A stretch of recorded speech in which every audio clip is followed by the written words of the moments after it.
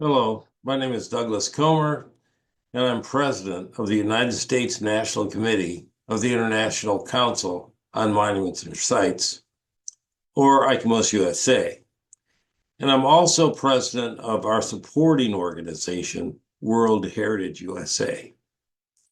You see behind me one of the venues for the formal acknowledgement and celebration of our most recent World Heritage Site, the Moravian church settlements in Bethlehem, Pennsylvania, and it was a tremendous occasion. It was really wonderful. It's a great addition to our list of World Heritage Sites in our country.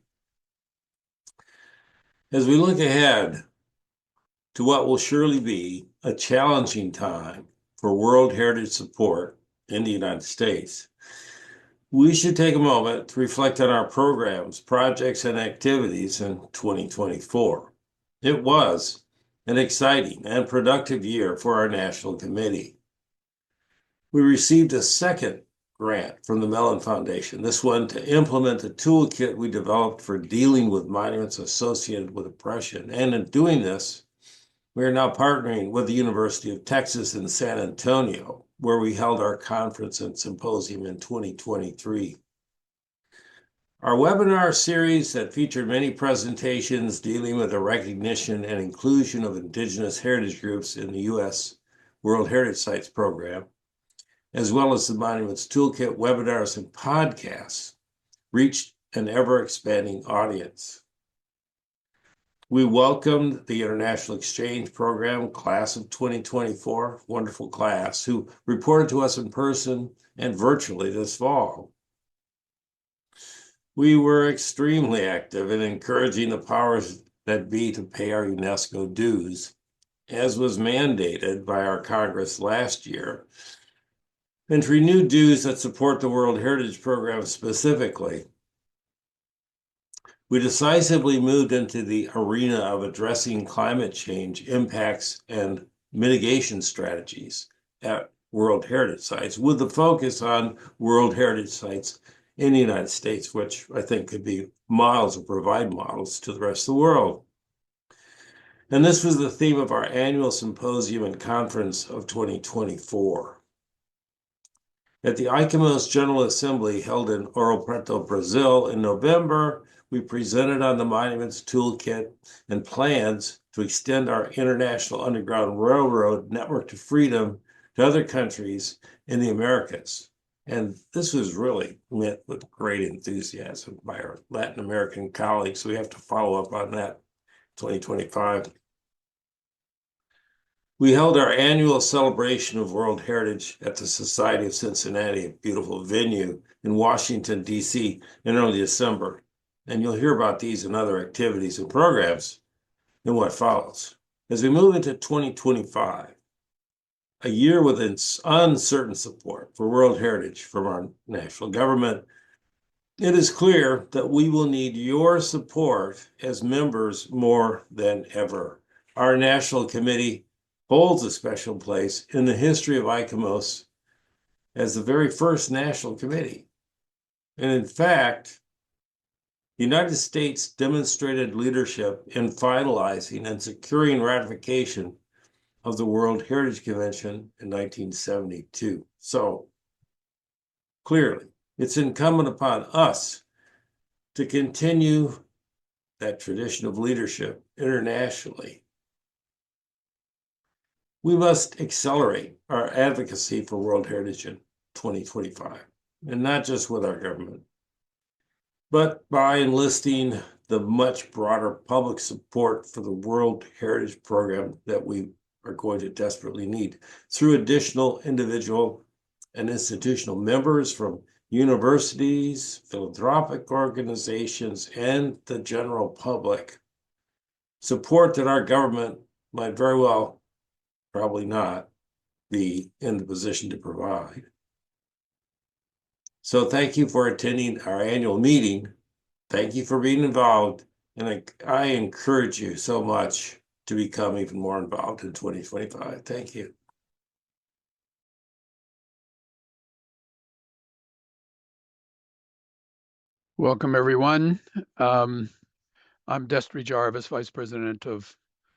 ICOMOS USA, World Heritage USA. The most important and formal step we have to take in this annual meeting is the re-election of board members. We have no actual vacancies, although we have a number of terms, first terms that expire this year. And we have two board members that came on last year or earlier this year to fill open seats of individuals who had resigned before their term was up. So we're going to have a quick online poll to vote. Angela Lombardi and Courtney Lyons Garcia have been filling for this past year term positions that were vacant because of people leaving, as I said.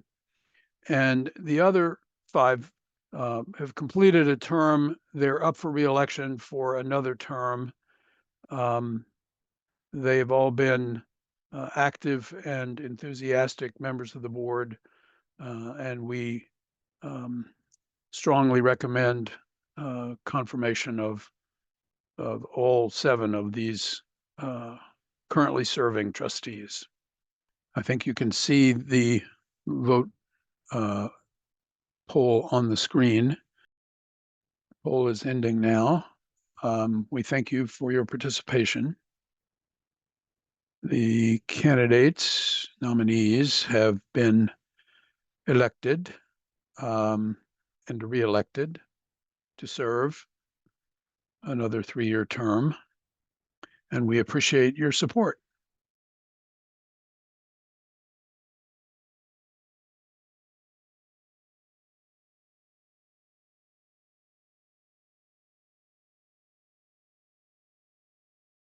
Hello, everyone. My name is Charles Musiba. I'm here to report on our program, the IEP program. The IEP celebrated its 40th anniversary since it was established in 1984 with the colorful closing ceremony on September 5th, where participants in the 40th IEP program from the US, Australia, Lithuania, Kosovo, and India met online. This was one of the probably very colorful event. The IEP program is truly an international exchange and one of its kind in the world. This program sends emerging professionals from the US to internship placements abroad, and also welcomes international participants to placements in the United States, and exposes basically the next generation of heritage professionals to global best practices of historic preservation and heritage conservation. The success of this program relies on your support so that we can expand our support to emerging professionals in need of exposure in the field of heritage conservation. However, we have had a lot of challenges. We would like to expand our program to various parts of the world where actually best practices in heritage conservation has not necessarily been established. And in order to do so, we need funds. I beg basically every one of you, and including myself, to actually support the IEP program. And I'm hoping that this year, which basically just marked the 40th anniversary of our program, to actually increase our support to the program so that we can actually expand and actually reach other parts of the world. And also actually send most of our IEP interns to these other parts of the world where actually they can not only learn but also share their experiences and work together with other emerging professionals in those other parts of the world to actually basically safeguard our global heritage. And I think that to do so successfully, we really need more funding. And that means, again, donating to the IEP program. So I'm asking every one of you, and including myself, that we actually sort of donate before the end of the year. I will be reporting a little bit more to you later on, beginning of next year, on the success of our funding. But I'm hoping that we all can actually sort of pitch in whatever we have and actually sort of make this program successful. Thank you.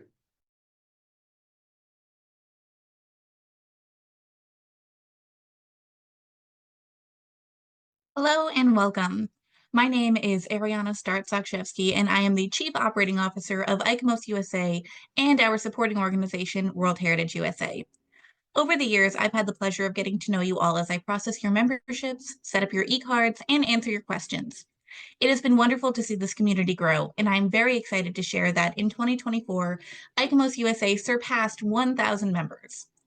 This achievement marks a monumental milestone for the organization, and I look forward to seeing the ways we continue to grow and drive meaningful impact within the international heritage community in the year ahead. Your membership is the foundation of our success, enabling us to pursue this vital work.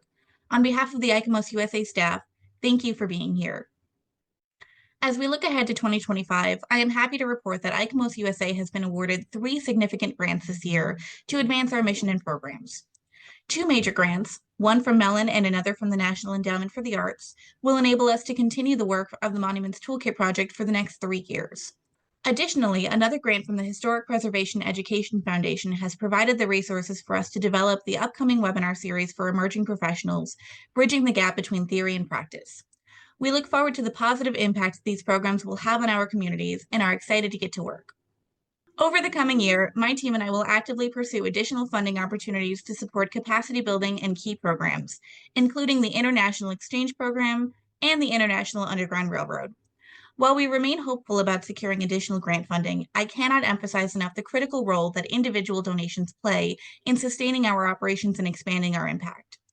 Right now, we are in the middle of our end-of-year giving campaign, which highlights the International Exchange Program. Contributions to this campaign directly fund interns within the program, providing them with valuable opportunities to advance international heritage preservation.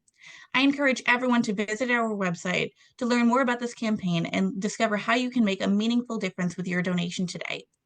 Your support is invaluable to our mission, and we are deeply grateful for your commitment to ICOMOS USA. If you are interested in learning more about ways you can support ICOMOS USA, please visit our website or reach out to us directly.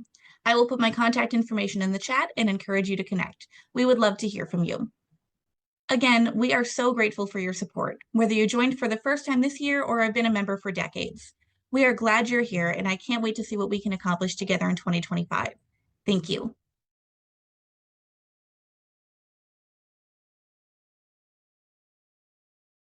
Hi, everyone. I'm Nancy Pollock-Ellwand. I'm a trustee of the US ICOMOS, and I'm also the vice president of the advisory committee to the board of ICOMOS. So what I was going to do, just to cover a few areas.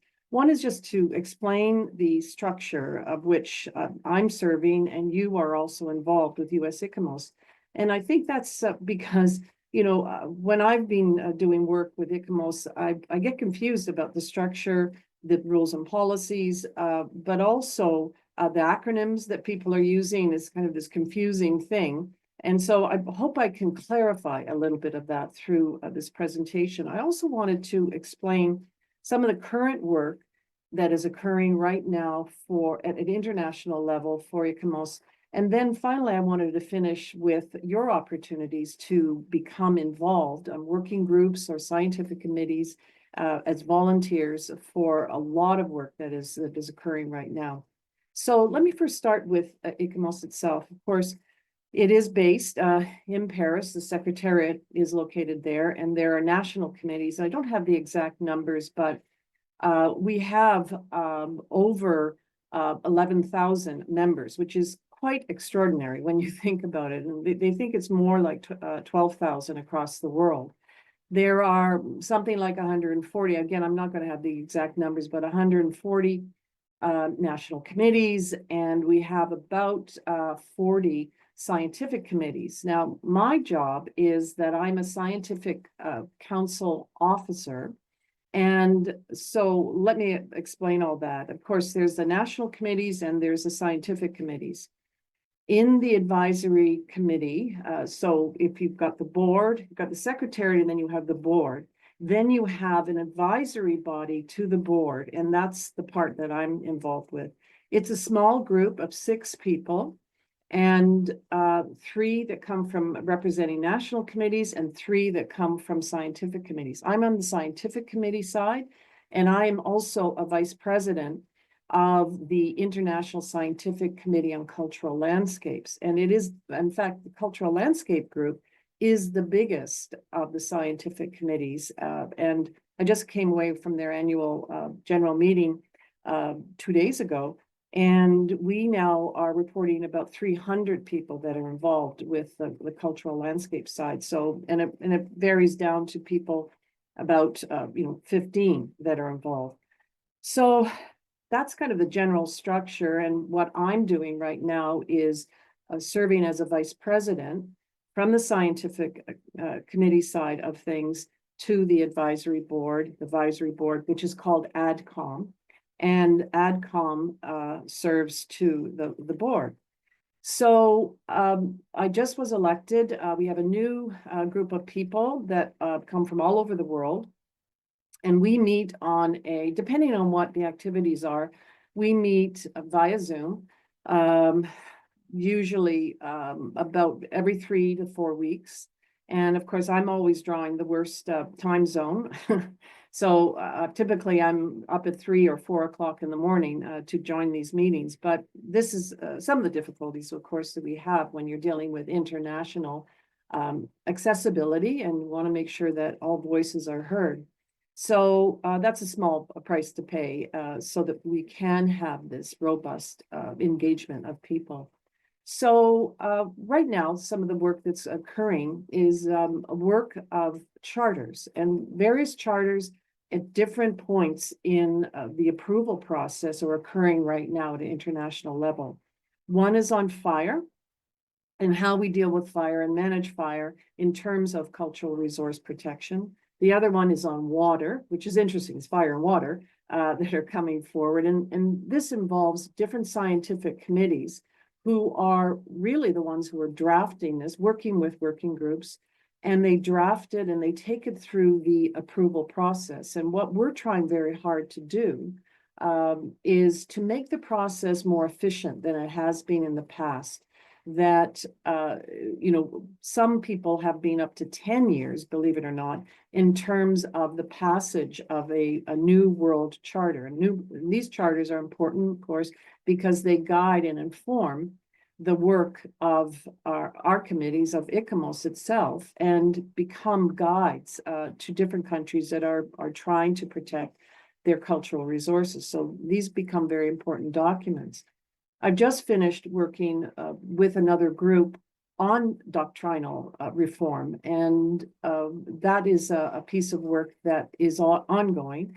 And I've pulled away from that now that I'm vice president of ADCOM, but there are, so you know, there is activity occurring in trying to rationalize the process, to streamline it, so people, such as we've just had with the intangible charter that just went through for intangible heritage. It took up to 10 years doing that one. So we don't want to go there anymore, and we want to make it more efficient.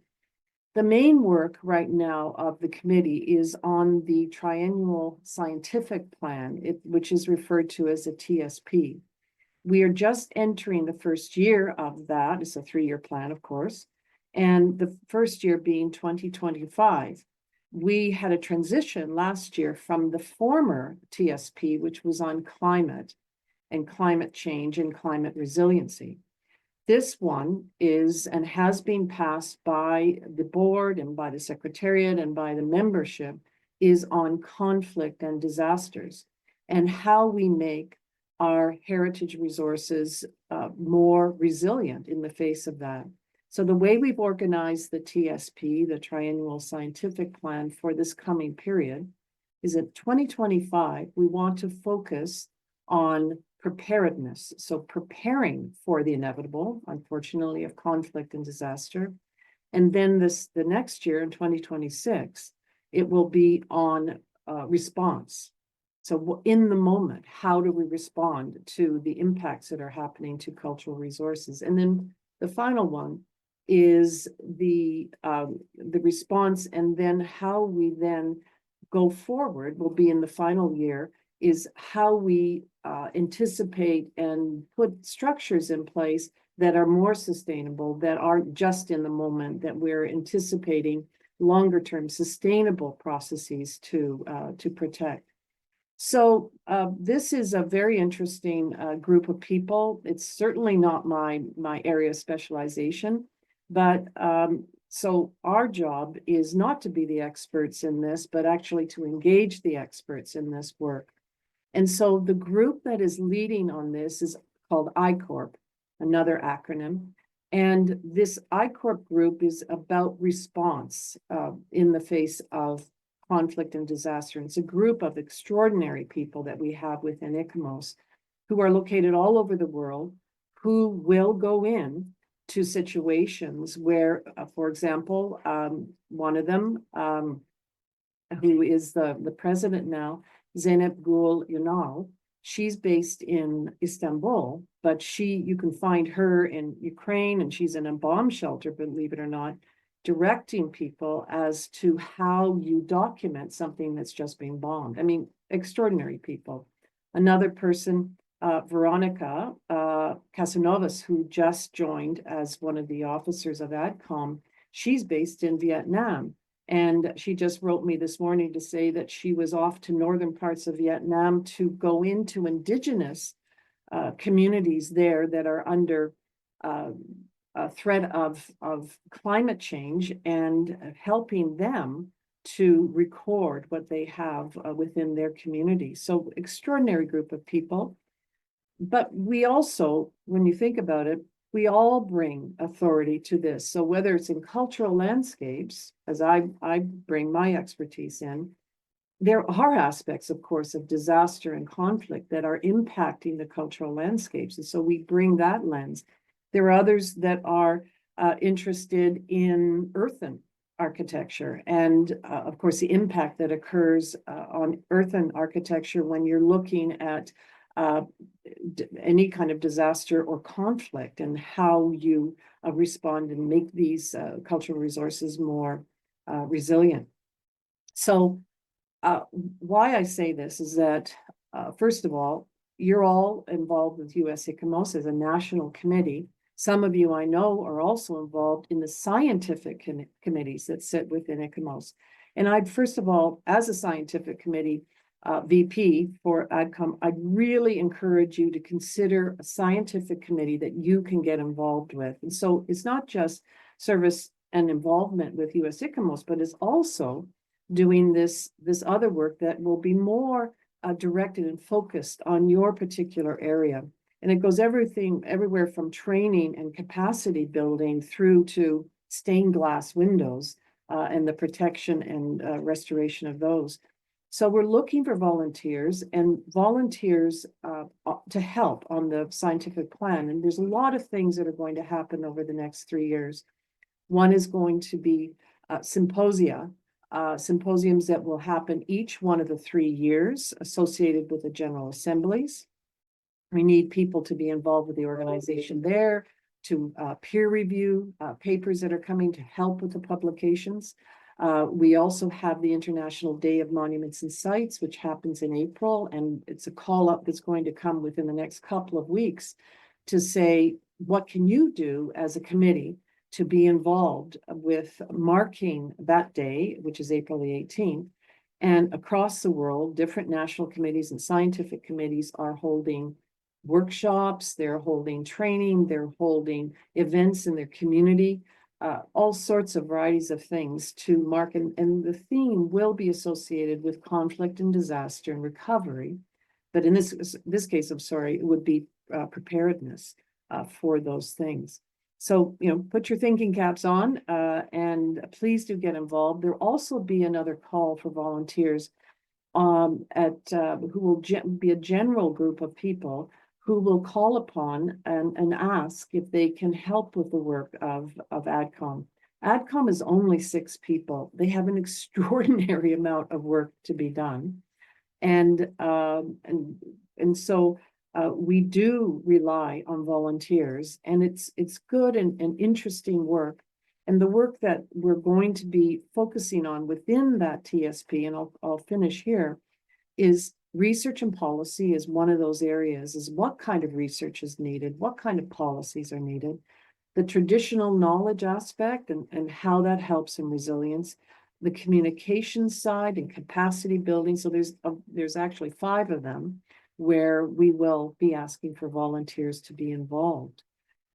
So finally, the last piece is the way we inform our work within AdCom, the board, and the Secretariat is for all of the committees, national and scientific committees, to fill out the annual survey, which will also be coming in January from us. And we ask that everyone fills these out, because in that we want to find out, our data and stats and so on, where the gaps are in terms of service. But we're asking specific questions about what are your needs in terms of research, in terms of training, what capacities do you have to donate to the effort, and so on. So those are scrutinized very closely in terms of what work we will be doing in the future. So with that, I'll just say we will see you online for our next meeting. And thank you very much for this opportunity to explain what AdCom, what the work of the board and the scientific committees is, and for your encouragement to become more involved. Thank you.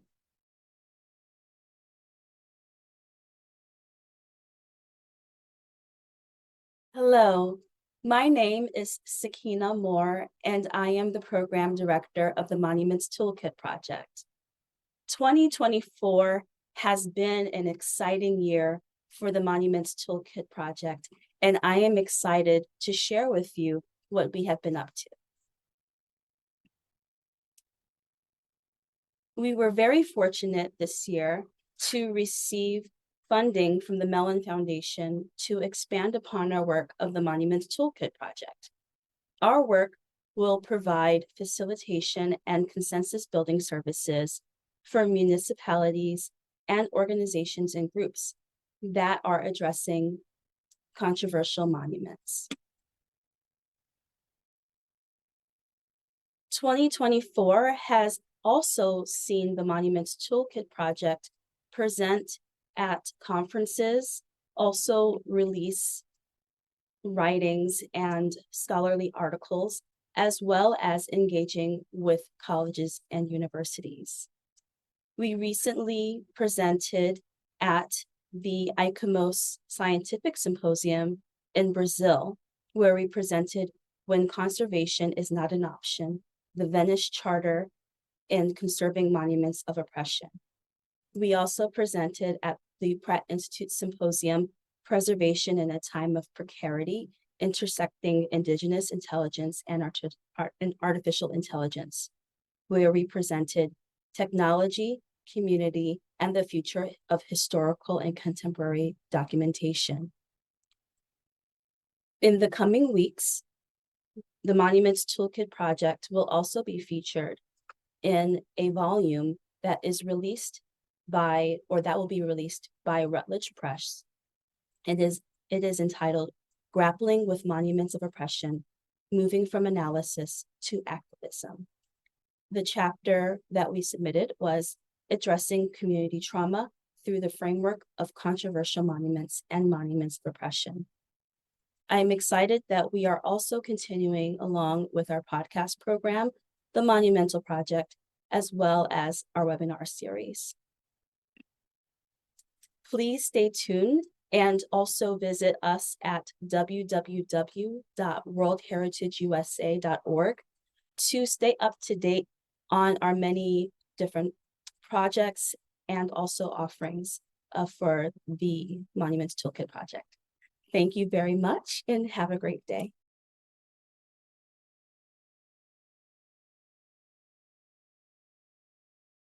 Good afternoon. My name is Tom Cassidy, and I'm the Advocacy Chair on the board of World Heritage USA. And what I wanted to do this afternoon is highlight some of our successes in terms of inscriptions of World Heritage sites, and then transition into a description of our challenges and lack of success in securing funding for the World Heritage Committee from the State Department, and for that matter, from the Congress. So the biggest success of all, and the goal of any World Heritage campaign, is to get a site inscribed on the list of World Heritage. And this year, our colleagues in Pennsylvania, they were successful in their advocacy, as was the Office of International Affairs at the State Department, who coordinates our work on World Heritage issues internationally. But they were successful in getting a 20-year campaign of, and it was actually the first U.S. multinational submission to the World Heritage Committee for inscription. And the sites were in Bethlehem, Pennsylvania, and also a site in Northern Ireland and one in Germany. And these sites were added to an inscription of Moravian church settlements that was successful in 2015. So that was a great success. It is now the 26th World Heritage Site in the United States. We also, are partners. And again, the Office of International Affairs at the Park Service warrants great credit for shepherding these programs through the national and international bureaucracies. But we've had great success with the Park Service and our partners at Georgia State University, their World Heritage Initiative that has been advocating for the U.S. Civil Rights Movement sites serial nomination of 13 sites in 8 states and the District of Columbia. And progress included in July an announcement by Secretary of Interior Holland that the nomination of these sites would proceed. And I would note also that on Monday or Tuesday, as we are recording this, December 9th and 10th, the National Historic Landmarks Advisory Committee is meeting to determine whether one of these sites, the very famous lunch counter in Woolworth's lunch counter in Greensboro, North Carolina, will become a National Historic Landmark. And then next year, we anticipate a similar determination about the Lorraine Motel in Memphis, where Martin Luther King was assassinated back in 1968. Next, the other site that is proceeding is the Okefenokee National Wildlife Refuge in Georgia. This would actually be the first national wildlife refuge in our country to be designated a World Heritage Site.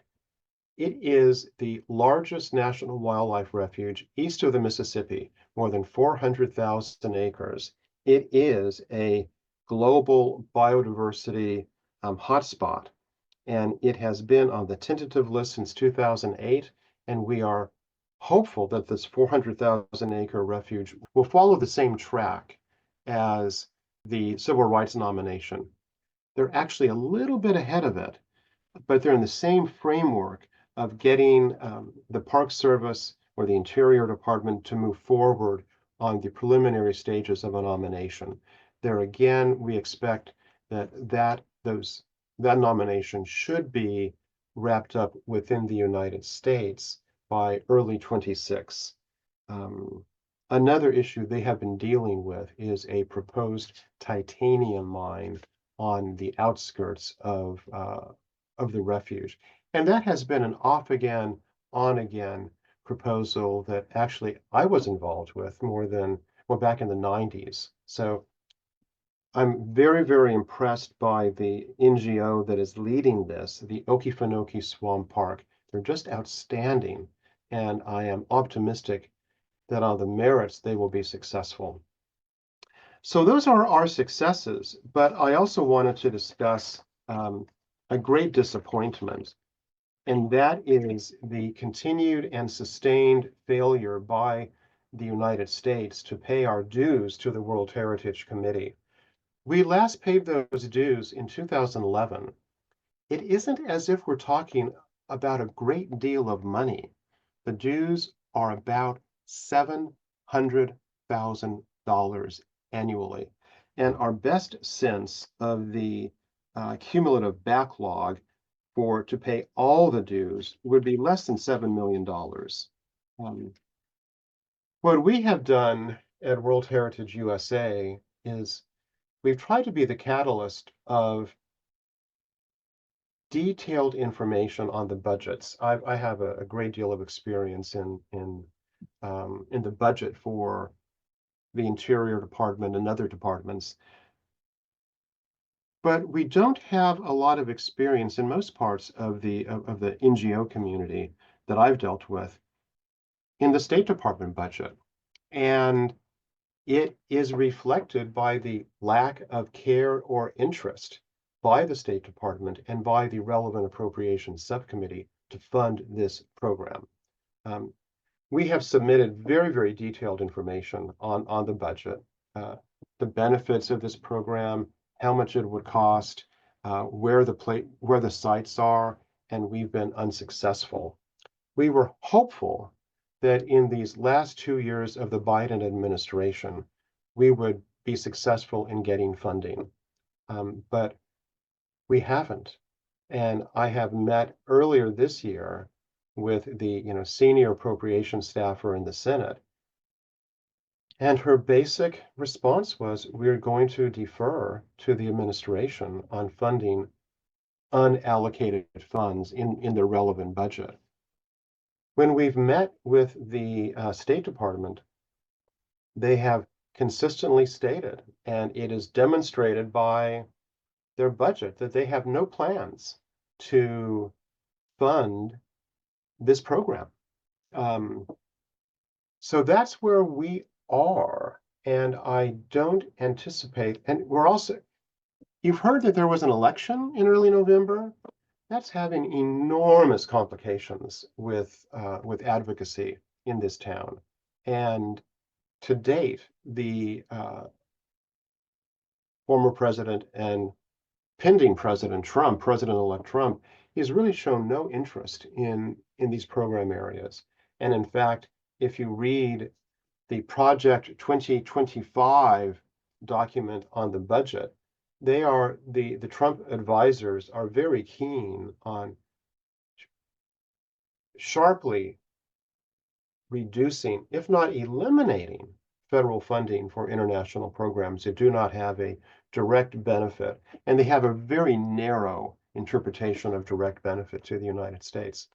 So we're going to keep on with this, but it's a challenging environment. So thank you for listening. Thank you for attending. Thank you for your interest in World Heritage. And we will continue to move forward with your help and that of others. So thank you.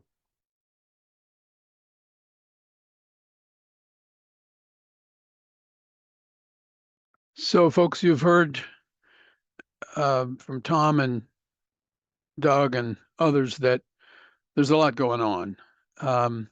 One of the ways that we communicate with you and sustain our involvement is through a series of activities, projects, webinars, and other ways to make our presence felt, our views known, our positions clear.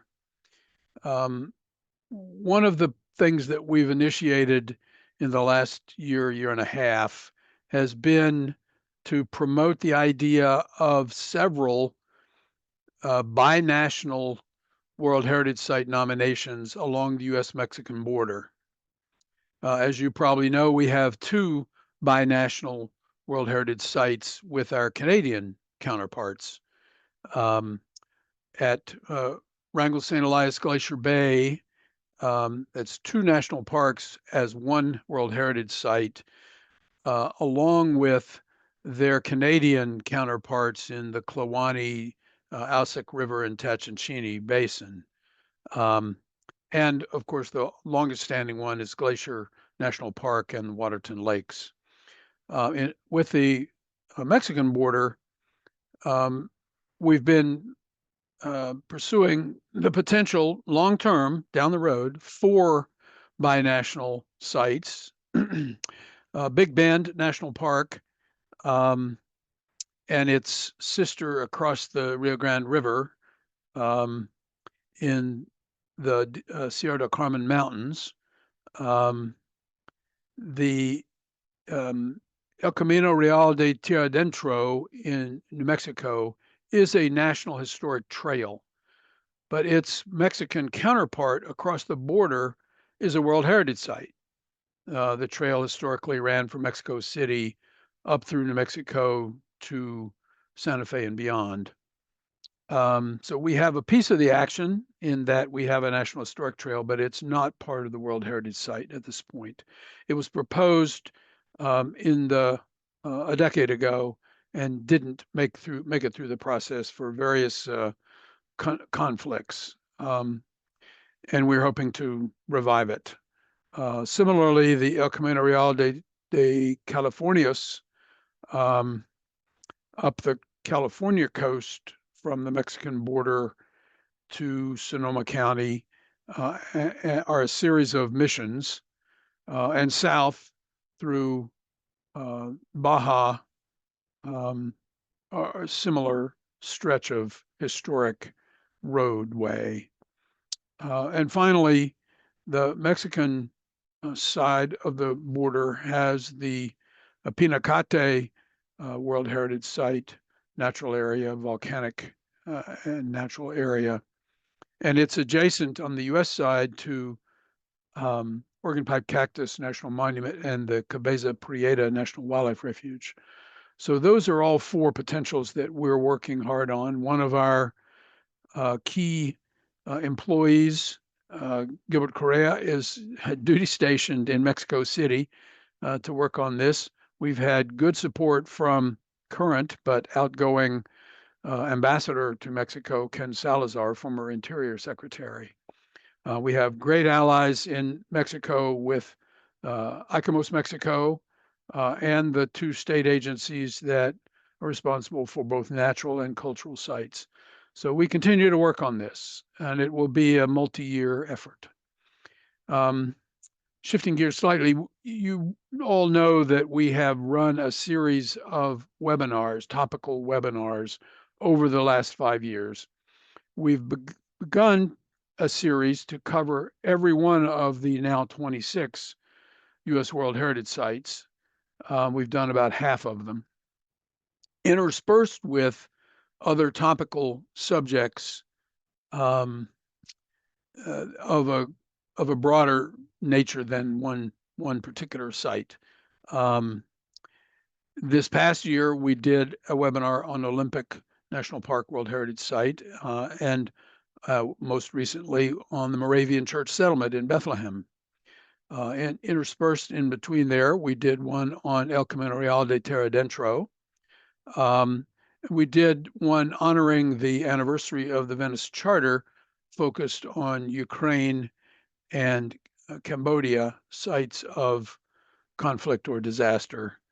And of course, the IEP, International Exchange Program, has a really great annual closing ceremony with the student emerging professional participants, each doing a presentation on their experience and the work they accomplished.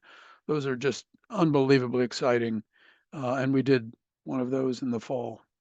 Looking forward to 25, I would say, as a slight aside, that the greatest accomplishment, in my opinion, of Secretary of Interior Deb Haaland has been the establishment of several hundred co-stewardship agreements between the Interior Department agencies like the Park Service and the Fish and Wildlife Service and the Bureau of Land Management with their culturally affiliated tribes, including the 12 U.S.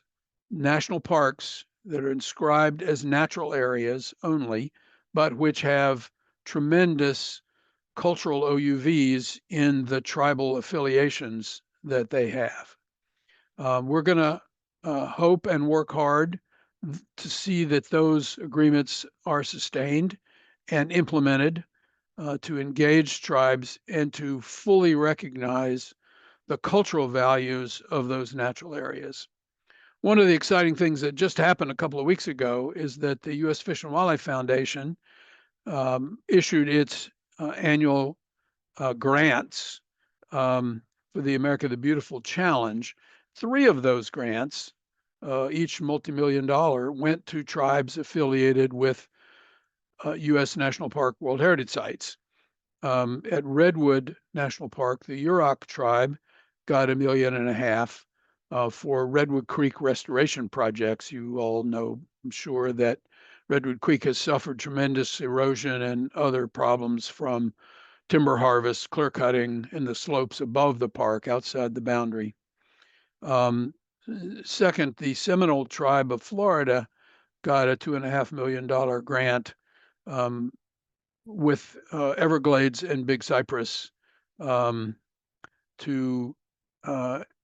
deal with hydrological issues more effectively from a tribal perspective. And finally, the Eastern Shoshone tribe got a $3 million grant at Yellowstone for bison management and restoration and propagation of herds, starting with Yellowstone stock that can be built as new herds on reservations across the upper West. So we look forward early in 25 to our first webinar of the season will be focused on Wrangell St. Elias, Glacier Bay, Tatshenshini, Kluane, Alsek, and it's interestingly, Wrangell's has a sister park in Norway with the Fjords National Park World Heritage Site in Norway. So we'll be highlighting that as well. I think that's all I'll cover at the moment. It's great to know that you all here today, and please drop us a line, send us an email, get in touch if you have questions, and we look forward to a progressive and successful year, even facing the challenges of a new administration and a new Congress. Thank you.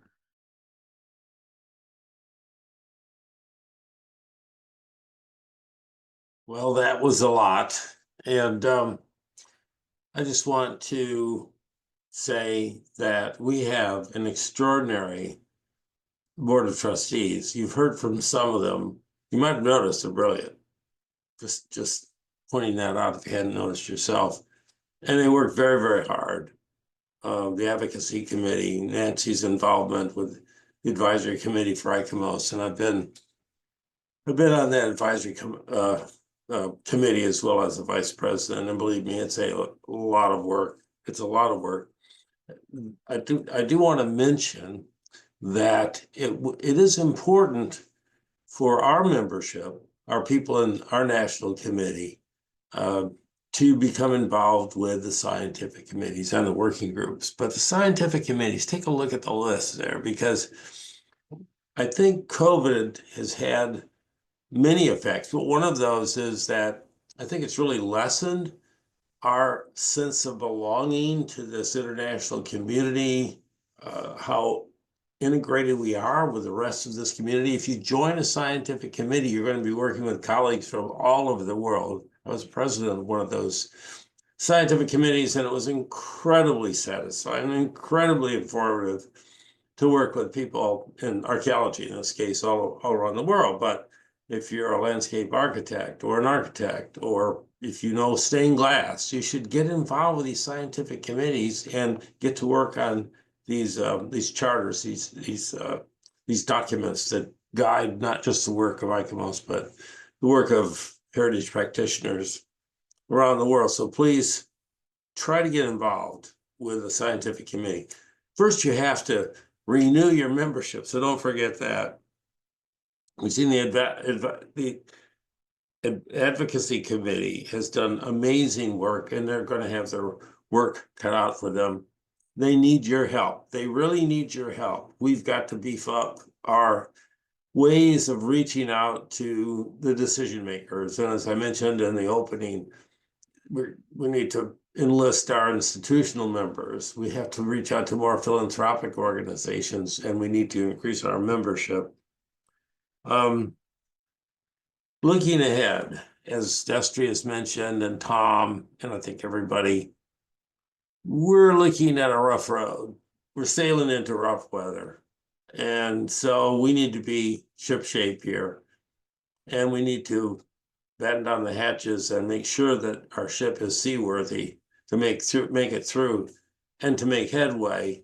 You really, you know, as an old sailor, you can sail more quickly. It's certainly more exciting when you're in a storm, and we're going to be in a storm.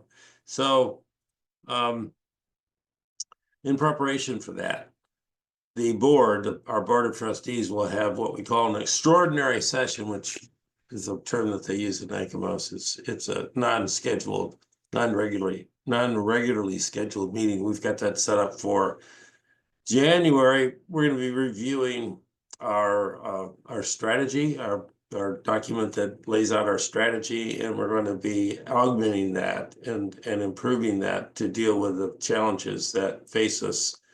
But one thing for sure is we're going to need more support. We're going to need more direct involvement. Remember to renew your membership, number one.